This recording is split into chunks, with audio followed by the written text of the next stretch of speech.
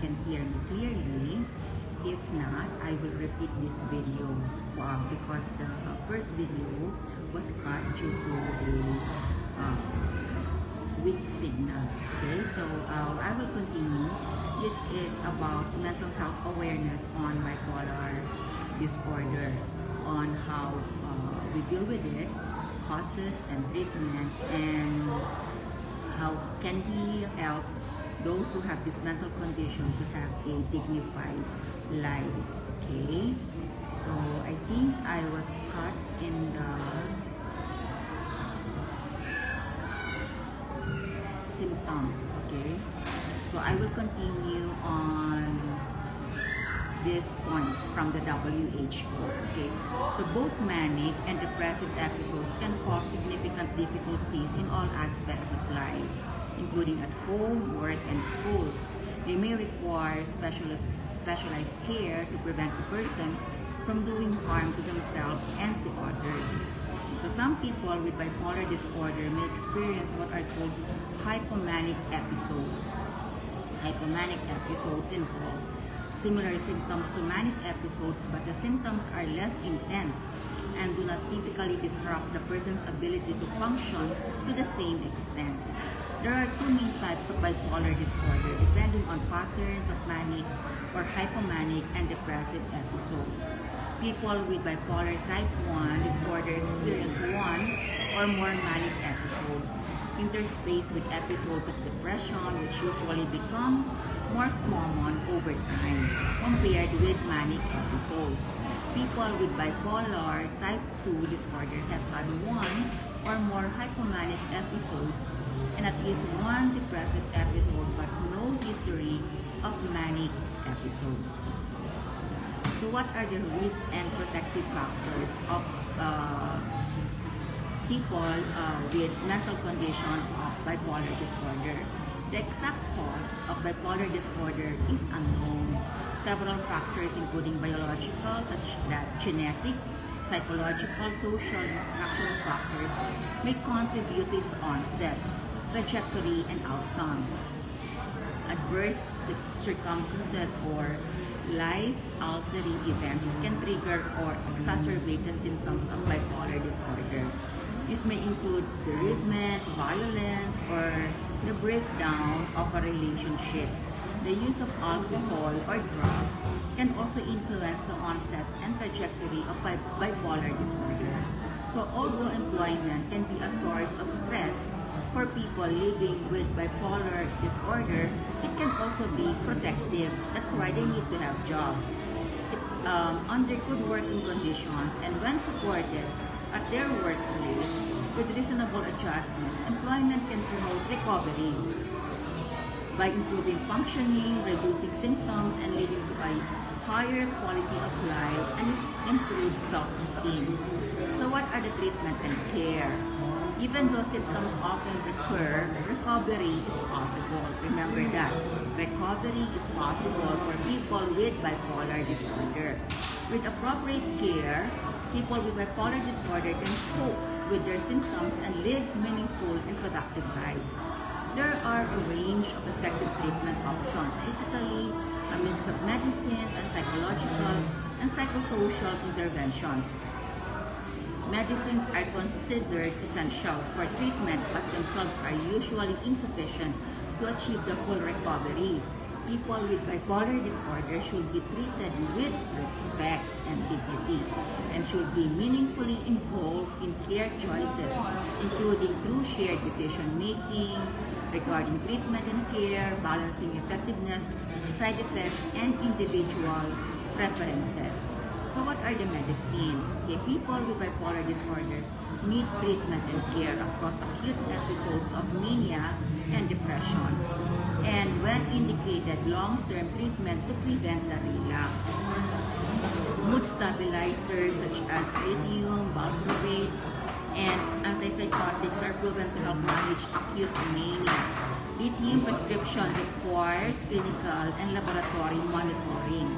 Girls and women who are pregnant, breastfeeding, or have childbearing potential should not use valproate. lithium and carbamazepine also need to be avoided during pregnancy and breastfeeding whenever possible. Antidepressants should not be taken during a manic episode, and they may be combined with mood stabilizers or antipsychotics during episodes of depression. So some medicines for bipolar disorder can make people feel sleepy, have involuntary muscle spasms or tremors, or experience metabolic changes such that involving the weight gain. These side effects can affect adherence to treatment and should be monitored and managed. Adults with bipolar disorder who are in complete remission, no symptoms, usually need to continue with mood stabilizers or antipsychotic medicines for at least 6 months. Those experiencing multiple episodes of mania and depression will usually require longer-term treatment to minimize the relapses. So how can we help? Psychological and psychosocial interventions. People with bipolar disorder can benefit from lifestyle changes involving regular sleep, physical activity, a healthy diet, reduction of stressors, and mood monitoring. Psychological interventions such as cognitive behavioral therapy, interpersonal therapy, psychoeducation can effectively reduce depressive symptoms and the possibility of them coming back. So family psychoeducation can also help families understand and support their loved ones better. Support from family and friends is very important.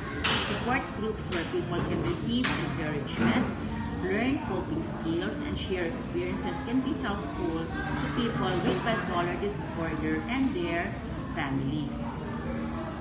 Recovery-oriented psychosocial intervention includes supported employment, supported housing, peer support, social and life skills training. They serve to promote hope and to support the autonomy, personal empowerment, and social inclusion of people with bipolar disorder. Medicines and psychological or psychosocial interventions should be tailored to the needs of the person and combined for best outcomes. So what are the response of the WHO? There is the Comprehensive Mental Health Action Plan from 2013 to 2030. It highlights the steps needed to provide appropriate services for people with mental health conditions, including the bipolar disorder. The WHO Special Initiative for Mental Health aims to further progress towards the plan's objectives by ensuring 100 million more people can access quality and affordable care for mental health conditions. And there's also the WHO's Mental Health Gap Action Program. It's called MHGAP, which is being implemented in more than 100 countries, provide evidence-based technical guidance, tools, and training packages to build capacities, and expand treatment coverage for a set of priority conditions, including bipolar disorder in non-specialized settings in LMICs. Okay. So there are also WHO guidelines on management of physical health conditions in adults with severe mental health disorders, provide evidence-based recommendations to practitioners on how to recognize and manage for morbid physical and mental health conditions, including the bipolar disorder. So these are part of the WHO's Quality Rights Initiative that aims to improve the quality of care and human rights standards in mental health and social care facilities, and to empower organizations to advocate for the health of people with mental health conditions, including people with bipolar disorder. The guidance of community mental health services and person-centered and rights-based approaches describes what person-centered and human rights-based approaches look like in mental health and give examples of good practices, services. Okay? So for references, I will put in the link in the comment section of this video so that you can read more on mental health awareness. And if this is your advocacy, giving respect and dignity to people with mental health condition, these materials from the WHO is very useful in your program. Okay? So always outside, so there's always some noise around. So I hope you can hear me clearly. If ever this video is not not audible or the sound is not good, I will repeat the audio or the video so that you can have the second part of this mental health awareness on focus on bipolar disorder. So on the next videos of the Wellness for Peace and Religion and Climate Change, I will talk more on mental health awareness and also other prevention of lifestyle diseases, including stroke, cancer, obesity, etc. Of course, you know that I am a stroke survivor. That's why this program became my passion and advocacy to promote health and wellness. And that is the way to achieve these by having a wellness in mind, body, spirit, environment, and economics. To achieve the peace within and share to others for nation building and achieving the global peace. Alright, so thank you for your time. And if you find this video useful, please share it to others, especially to the advocates of mental health. Thank you.